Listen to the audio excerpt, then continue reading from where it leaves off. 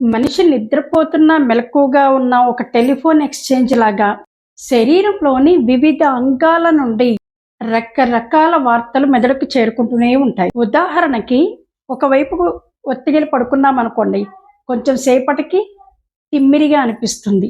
మనం నిద్రపోతూనే ఉన్న మెదడు సిగ్నల్ ఇస్తుంది, అటువైపు అనీజీగా ఉంది, పక్కకి తిరిగి పడుకోమనేసి. అంటే మనం నిద్రపోతున్నా మన మెదడు పనిచేస్తూనే ఉంటుంది. ఈ విధంగా ఏదైనా ఒక విషయము మెదడుకు చేరగానే మన శరీరంలోని కణాల మధ్య ఒక దారి ఏర్పడుతుంది. దారినే ఎలక్ట్రోమాగ్నెటిక్ పాత్వే అంటారు. పల్లకి మోసే సేవకుల్లాగా ఈ కణాలు, మన శరీరంలో ఉండే కణాలు ఆ విషయాన్ని ఎక్కడికి తీసుకెళ్లి భద్రపరచాలో, ఎక్కడికి సిగ్నల్ ఇవ్వాలో అక్కడికి ఇస్తూ ఉంటాయి. ఉదాహరణకి ఒక వ్యక్తి ఒక అడవిలో ఒంటరిగా ప్రయాణం చేస్తున్నాడు మొట్టమొదటిసారి అనుకుందాం.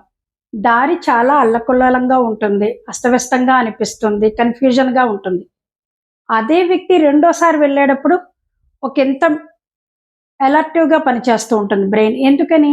ఇంతకు ముందు ఏవైతే దానికి సూచనలు ఇచ్చామో అది లోపల స్టోర్ చేసుకుంటుంది.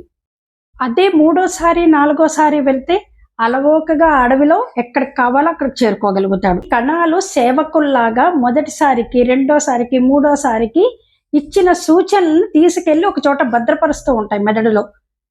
అవసరమైనప్పుడు ఆ మెదడు ఆ సిగ్నల్ అందిస్తూ ఉంటుంది, సూచనలు అందిస్తూ ఉంటుంది.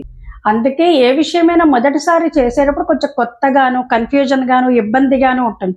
కానీ అదే విషయాన్ని మరొకసారి ప్రయత్నం చేస్తూ ఉంటే దానికి తగిన సూచనలు, సలహాలు మన మెదడే మనకి అందిస్తూ ఉంటుంది.